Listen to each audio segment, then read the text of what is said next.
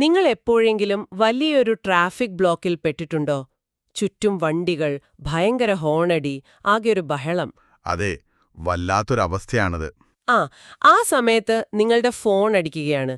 വളരെ പ്രധാനപ്പെട്ട, ഒരുപക്ഷെ നിങ്ങളുടെ ജീവിതം തന്നെ മാറ്റിമറിച്ചേക്കാവുന്ന ഒരു സന്ദേശമാണ് അങ്ങേ തലക്കൽ നിന്ന് ഒരാൾ പറയുന്നത്. പക്ഷേ ഈ ബഹളം കാരണം നിങ്ങൾക്കൊന്നും കേൾക്കാൻ പറ്റുന്നില്ല. ശരിയാണ്, ഒന്നും കേൾക്കാതെ നമ്മൾ ഫോൺ വെക്കേണ്ടി വരും. അതെ, അപ്പൊ നിങ്ങളൊന്ന് ആലോചിച്ചു നോക്കൂ. നിങ്ങൾ കേൾക്കേണ്ട വളരെ നിർണായകമായ ഒരു സത്യം നിങ്ങൾ കേൾക്കാതിരിക്കാൻ വേണ്ടി ആരെങ്കിലും മനഃപൂർവ്വം ഇതുപോലെ ബഹളമുണ്ടാക്കിയാലോ? അതൊരു ഭയപ്പെടുത്തുന്ന ചിന്തയാണ്. കാരണം അവിടെ ബഹളം വെറുമൊരു ശല്യമല്ല, അതൊരു ആയുധമായി മാറുകയാണ്. കൃത്യമായി പറഞ്ഞാൽ അതൊരു ആയുധം തന്നെയാണ്. ഇന്നത്തെ നമ്മുടെ ഈ ആഴത്തിലുള്ള ചർച്ചയിൽ നമ്മൾ പരിശോധിക്കാൻ പോകുന്നതും ഇത്തരമൊരു തന്ത്രത്തെക്കുറിച്ചാണ്. നിങ്ങൾക്കിതിലേക്ക് സ്വാഗതം. വളരെ ഗൗരവമുള്ളൊരു വിഷയമാണിത്.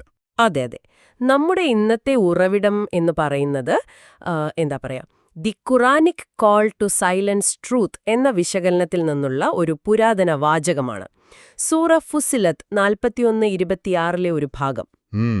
ആ വാചകം ശരിക്കും വളരെ ചിന്തിപ്പിക്കുന്ന ഒന്നാണ്. അതെ, വാചകം ഇതാണ്: സത്യത്തെ നിഷേധിക്കുന്നവർ പറയുന്നു, നിങ്ങൾ ഈ ഖുറാൻ ശ്രദ്ധിച്ചു കേൾക്കരുത്. നിങ്ങൾക്ക് മേൽക്കൈ നേടാൻ വേണ്ടി നിങ്ങളതിൽ ശബ്ദകോലാഹലങ്ങൾ ഉണ്ടാക്കുക. ഈ ഒറ്റ വാചകത്തിൽ മനുഷ്യന്റെ മനഃശാസ്ത്രം മുഴുവൻ അടങ്ങിയിട്ടുണ്ടെന്ന് പറയാം. ശരിക്കും, നമുക്കിതൊന്ന് അഴിച്ചെടുക്കാം. ഇതിലെ ആദ്യ ഭാഗം നോക്കൂ. നിങ്ങളിത് ശ്രദ്ധിച്ച് കേൾക്കരുത് എന്നാണ് പറയുന്നത്. ഒരാൾക്കൊരു ആശയത്തോട് വിയോജിപ്പുണ്ടെങ്കിൽ അതിലെ തെറ്റുകൾ ചൂണ്ടിക്കാണിക്കുകയല്ലേ വേണ്ടത്? എന്തിനാണ് കേൾക്കുന്നതിനെ തന്നെ വിലക്കുന്നത്? സാധാരണ അങ്ങനെയാണ് വേണ്ടത്. പക്ഷേ ഇവിടെ ഒരു ആശയത്തെ യുക്തി കൊണ്ട് നേരിടുക എന്നത് ആ ആശയത്തിനൊരു വില കൊടുക്കുന്നതിന് തുല്യമാണ്. ആ, ഓക്കേ. പുതിയൊരു ആശയം കേൾക്കുമ്പോൾ അത് നിങ്ങളുടെ അതുവരെയുള്ള വിശ്വാസങ്ങളെ മൊത്തത്തിൽ ചോദ്യം ചെയ്യുന്നുണ്ടെങ്കിൽ അവിടെ എന്തായാലും ഒരു മാനസിക സംഘർഷമുണ്ടാകും. അതെ, നമ്മൾ പെട്ടെന്നൊന്ന് ഡിഫെൻസീവ് ആകും അല്ലേ? കൃത്യം. സൈക്കോളജിയിൽ നമ്മളിതിനെ കോഗ്നിറ്റീവ് ഡിസൊണൻസ് എന്ന് വിളിക്കും. ആ സംഘർഷം വളരെ അസ്വസ്ഥതയുണ്ടാക്കുന്ന ഒന്നാണ്. അപ്പോ ആ അസ്വസ്ഥത ഒഴിവാക്കാനുള്ള ഏറ്റവും എളുപ്പമുള്ള വഴി ആ പുതിയ വിവരം തലച്ചോറിലേക്ക് കടത്തിവിടാതിരിക്കുക എന്നതാണ്. അതിനാലാണ് കേൾക്കരുത് എന്ന ഈ പ്രതിരോധം ആദ്യം തന്നെ വരുന്നത്. അപ്പോൾ കേൾക്കാതിരിക്കുക എന്നതൊരു പ്രതിരോധമാണ്. പക്ഷെ എനിക്ക് മനസ്സിലാകാത്തത്, എനിക്ക് കേൾക്കാൻ താല്പര്യമില്ലെങ്കിൽ ഞാൻ എന്റെ ചെവി പൊത്തിപ്പിടിച്ചാ പോരെ? എന്തിനാണ് മറ്റുള്ളവരോട് കൂടി കേൾക്കരുതെന്ന് പറയുന്നത്? ഇപ്പൊ എനിക്കിഷ്ടമില്ലാത്തൊരു പാട്ട് ടിവിയിൽ വരുമ്പോ ഞാൻ ചാനൽ മാറ്റും. അല്ലാതെ നാട്ടുകാരോടൊക്കെ ആ പാട്ട് കേൾക്കരുതെന്ന് ഞാൻ പറയാൻ പോവില്ലല്ലോ. അവിടെയാണ് നിങ്ങൾ ഈ വിഷയത്തിന്റെ കാതലായ ഭാഗത്തേക്ക് വരുന്നത്. ഇതൊരു വ്യക്തിപരമായ ഇഷ്ടത്തിന്റെ കാര്യമല്ല. ഇതൊരു സമൂഹത്തിന്റെ, അല്ലെങ്കിൽ ഒരു വലിയ ജനക്കൂട്ടത്തിന്റെ ബോധത്തെ നിയന്ത്രിക്കുന്നതിനെക്കുറിച്ചാണ്. അതായത് സമൂഹത്തെ മൊത്തത്തിൽ. അതെ, സത്യത്തിന് വലിയൊരു സ്വാധീനശക്തിയുണ്ട്. അത് വളരെ വേഗം മനുഷ്യരിലേക്ക് പടരും. നിങ്ങൾ സ്വയം ചെവി പൊത്തിപ്പിടിച്ചാലും നിങ്ങളുടെ ചുറ്റുമുള്ളവർ ആ സത്യം കേട്ട് മാറാൻ തുടങ്ങിയാൽ പിന്നെ നിങ്ങൾക്ക് പിടിച്ചു നിൽക്കാൻ പറ്റില്ല. നിങ്ങളുടെ നിലനിൽപ്പ് തന്നെ അപകടത്തിലാകും. ശരിയാണ്, നമ്മൾ പഴയ ലോകത്ത് ഒറ്റപ്പെട്ടുപോകും. അതുകൊണ്ട് ഈ പുതിയ ആശയത്തെ ഒരു വൈറസിനെ പോലെ കണ്ട് അതിനെ ക്വാറന്റൈൻ ചെയ്യാനാണ് അവർ ശ്രമിക്കുന്നത്. ആരും കേൾക്കാൻ പാടില്ല എന്നൊരു കടുത്ത വിലക്ക് കൊണ്ടുവരുന്നത് അതുകൊണ്ടാണ്. ഓ, അപ്പോ അതൊരു ഐഡിയയെ മുളയിലെ നുള്ളുക എന്ന തന്ത്രമാണ്. പക്ഷേ ഇവിടെയാണ് നമ്മുടെ ഉറവിടത്തിലെ ഏറ്റവും കൗതുകകരമായ രണ്ടാമത്തെ ഭാഗം വരുന്നത്. ആ ശബ്ദകോലാഹലങ്ങളുണ്ടാക്കുക എന്ന ഭാഗം. അതെ, വെറുതെ കേൾക്കരുത് എന്ന് പറഞ്ഞാൽ ആളുകൾ കേൾക്കാതിരിക്കില്ലല്ലോ.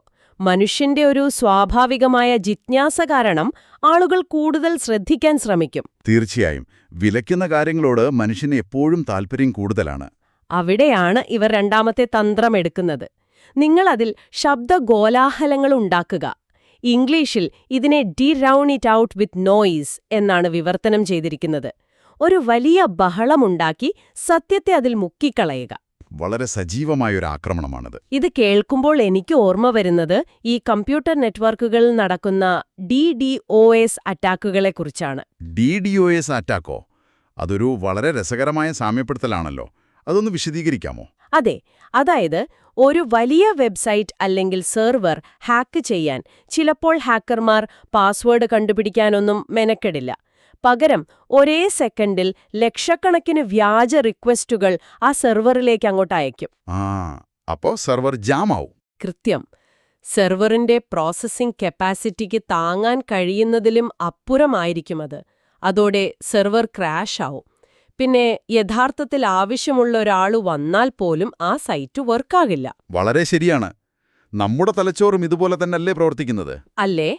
അതാണ് എനിക്കും തോന്നിയത്.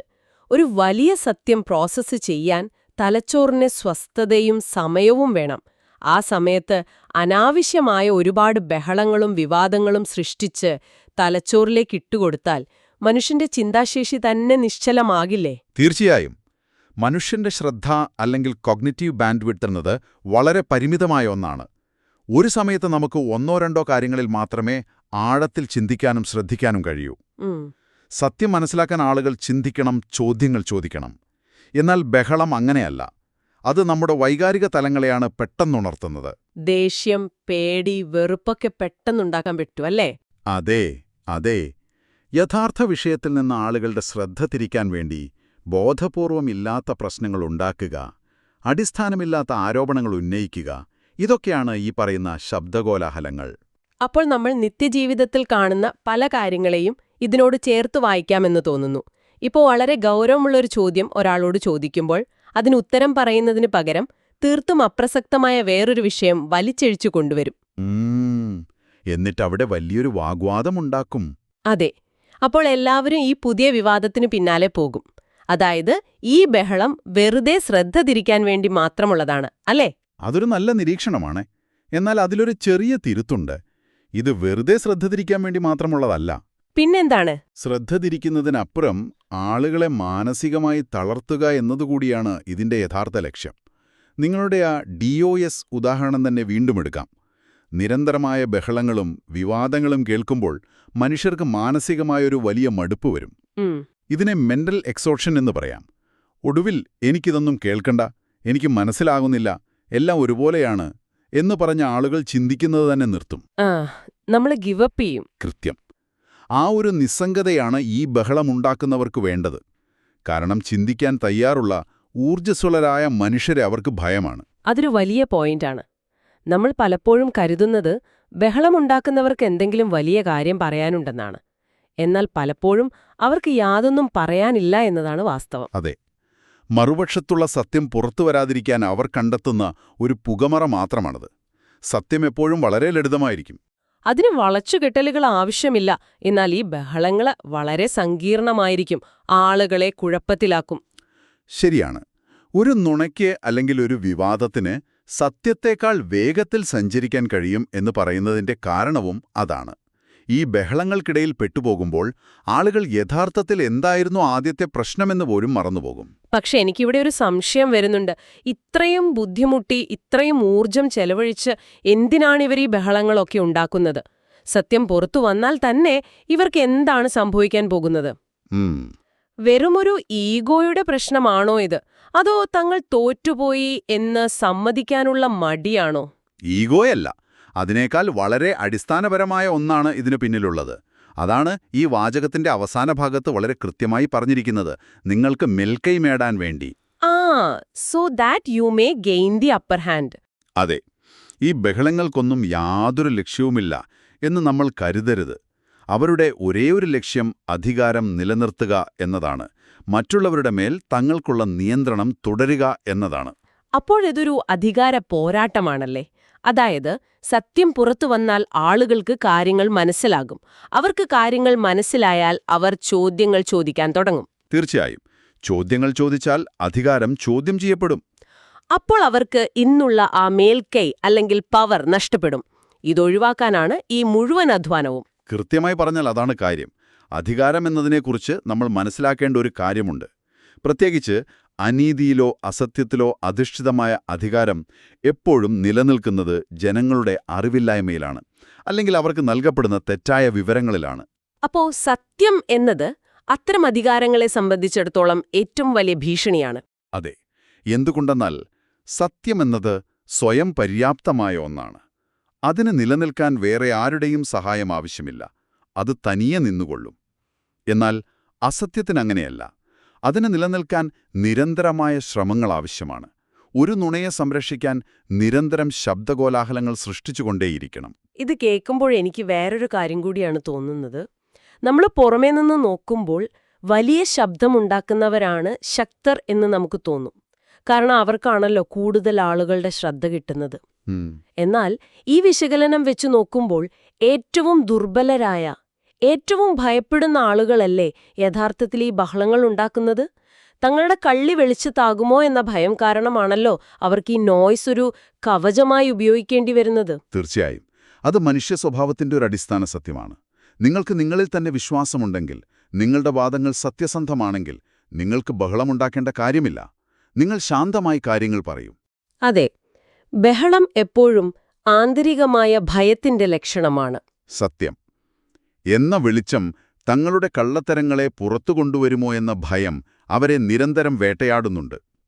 ഈ വാചകം നൂറ്റാണ്ടുകൾക്ക് മുൻപ് എഴുതപ്പെട്ടതാണെങ്കിലും ഇൻഫർമേഷൻ വാർഫെയർ അഥവാ വിവരയുദ്ധങ്ങൾ നടക്കുന്ന ഇന്നത്തെ കാലത്തും ഇതിലെ മനഃശാസ്ത്രം എത്രമാത്രം പ്രസക്തമാണെന്ന് നോക്കൂ. ശരിക്കും ഒരു ആശയത്തെ നേരിടാൻ കഴിയാതെ വരുമ്പോൾ അതിനെ ഇല്ലാതാക്കാനുള്ള ഏറ്റവും നല്ല പ്രതിരോധം എന്നത് കൂടുതൽ വിവരങ്ങൾ അല്ലെങ്കിൽ കൂടുതൽ ബഹളങ്ങൾ ഉണ്ടാക്കി യഥാർത്ഥ വസ്തുതയെ അതിൽ കുഴിച്ചുമൂടുക എന്നതാണെന്ന് ഈ വാചകം കൃത്യമായി കാണിച്ചു തരുന്നു. അതെ, പണ്ടുകാലത്ത് ഭരണാധികാരികൾ അവർക്കിഷ്ടമില്ലാത്ത സത്യങ്ങൾ പറയുന്നവരെ കായികമായി നേരിട്ടിരുന്നു. എന്നാൽ ചിന്തിക്കുന്ന ഒരു സമൂഹത്തെ നേരിടാൻ ഇന്നുപയോഗിക്കുന്നത് ഇത്തരം മാനസികമായ തന്ത്രങ്ങളാണ്. സത്യം സംസാരിക്കുന്നവരുടെ ശബ്ദം ആരും കേൾക്കാതിരിക്കാൻ അതിലും വലിയ ശബ്ദത്തിൽ കള്ളങ്ങൾ വിളിച്ചു പറയുക. അപ്പം മനുഷ്യർ ചിന്തിക്കുന്നത് നിർത്തുകയും ബഹളങ്ങളിൽപ്പെട്ട് കേവലം കാഴ്ചക്കാരായി മാറുകയും ചെയ്യുമ്പോൾ അധികാരം നിലനിർത്താൻ എളുപ്പമാകുന്നു. അതെ, ഈ പ്രതിരോധതന്ത്രം മനസ്സിലാക്കുക എന്നത് തന്നെയാണ് ഇതിൽ നിന്നും രക്ഷപ്പെടാനുള്ള ആദ്യത്തെ വഴിയും. നമുക്ക് ചുറ്റുമുണ്ടാകുന്ന എല്ലാ ബഹളങ്ങളും സ്വാഭാവികമായി ഉണ്ടാകുന്നതല്ലെന്നും പലതും നമ്മുടെ ചിന്തകളെ വഴിതിരിച്ചുവിടാനും നമ്മെ തളർത്താനും വേണ്ടി ബോധപൂർവം സൃഷ്ടിക്കപ്പെടുന്നതാണെന്നും നമ്മൾ തിരിച്ചറിയണം. നമ്മൾ ഈ ചർച്ചയുടെ അവസാന ഭാഗത്തേക്ക് കടക്കുകയാണ്. ഇന്ന് നമ്മളെ വിശകലനം ചെയ്തത് കേവലം ഒരൊറ്റ വാചകമാണ്. സൂറ ഫുസിലത്ത് 41.26 ഒരു വരി. എന്നാൽ അത് നമുക്ക് നൽകിയ ഉൾക്കാഴ്ചകൾ വളരെ വലുതാണ്. വളരെ വലുതാണ്. സത്യത്തെ നേരിടാനുള്ള ഭയം എങ്ങനെയാണ് കേൾക്കുന്നതിനുള്ള വിലക്കായി മാറുന്നതെന്നും അതിനുശേഷം അതെങ്ങനെയാണ് ബോധപൂർവമുള്ള ശബ്ദകോലാഹലങ്ങളായി രൂപാന്തരപ്പെടുന്നതെന്നും നമ്മൾ കണ്ടു. ഇതിനെല്ലാം പിന്നിലുള്ള ഏക ലക്ഷ്യം അധികാരം നിലനിർത്തുക എന്നതാണെന്നും നമ്മൾ മനസ്സിലാക്കി. ഇവിടെ ഒരു കാര്യം പ്രത്യേകം എടുത്തു പറയേണ്ടതുണ്ട് എന്നെനിക്ക് തോന്നുന്നു. നമ്മുടെ ഈ വിശകലനത്തിൽ നമ്മൾ ഈ ഉറവിടത്തിലെ വിവരങ്ങളെ തികച്ചും നിഷ്പക്ഷമായാണ് സമീപിച്ചിട്ടുള്ളത്. അതെ, തീർച്ചയായും. ഈ വാചകം ഉൾക്കൊള്ളുന്ന മതപരമോ രാഷ്ട്രീയമോ ആയ ഏതെങ്കിലും പക്ഷങ്ങൾ നമ്മളിവിടെ പിടിക്കുന്നില്ല. നിങ്ങളുടെ വ്യക്തിപരമായ വിശ്വാസങ്ങൾ എന്തായാലും അതിനെ നമ്മൾ പൂർണ്ണമായും മാനിക്കുന്നു. മറിച്ച് ഇതിൽ അന്തർലീനമായിരിക്കുന്ന മനുഷ്യന്റെ മനഃശാസ്ത്രപരമായ തന്ത്രങ്ങളെയും അധികാരപ്രയോഗത്തിന്റെ രീതികളെയും മാത്രമാണ് നമ്മൾ വസ്തുതാപരമായി പരിശോധിച്ചത്. തീർച്ചയായും. അതാണല്ലോ ഇത്തരം ഉറവിടങ്ങളെ തുറന്നു പരിശോധിക്കുന്നതിന്റെ പ്രധാന ലക്ഷ്യവും. അപ്പോൾ നമ്മൾ തുടക്കത്തിൽ പറഞ്ഞ ആ ട്രാഫിക് ബ്ലോക്കിലെ വലിയ ബഹളത്തെക്കുറിച്ച് ഒന്നുകൂടി ഓർക്കാം. അവിടെയുള്ള ബഹളം യാദൃശികമായിരുന്നെങ്കിൽ നമ്മുടെ ജീവിതത്തിൽ ചുറ്റുമുണ്ടാകുന്ന പല ബഹളങ്ങളും അങ്ങനെയല്ല എന്ന് ഇപ്പോൾ നമുക്ക് വ്യക്തമായി. അതുകൊണ്ട് നിങ്ങളുടെ മുന്നിലേക്ക് ഒരു ചിന്ത കൂടി വെച്ചുകൊണ്ട് നമുക്കിത് അവസാനിപ്പിക്കാം. അടുത്ത തവണ ഒരു പ്രധാനപ്പെട്ട ചോദ്യത്തിന് ഉത്തരം നൽകുന്നതിനു പകരം ഒരാൾ വലിയ ബഹളങ്ങൾ ഉണ്ടാക്കുകയും തീർത്തും അപ്രസക്തമായ വിവാദങ്ങളിലേക്ക് നിങ്ങളുടെ ശ്രദ്ധ തിരിക്കാൻ ശ്രമിക്കുന്നത് നിങ്ങൾ കാണുമ്പോൾ നിങ്ങളോട് തന്നെ ചോദിക്കുക, തങ്ങളുടെ ആ പഴയ മേൽക്കൈ നിലനിർത്താൻ വേണ്ടി ഏത് വലിയ സത്യത്തെയാണ് അവർ ഈ ബഹളങ്ങൾക്കിടയിൽ നിങ്ങളിൽ നിന്നും മുക്കിക്കളയാൻ ശ്രമിക്കുന്നത്? ഈ ആഴത്തിലുള്ള ചർച്ചയിൽ ഞങ്ങളോടൊപ്പം ഈ പുതിയ തിരിച്ചറിവുകളിലേക്ക് ഒപ്പം ചേർന്നതിന് നിങ്ങൾക്ക് വലിയൊരു നന്ദി. വീണ്ടും കാണാം.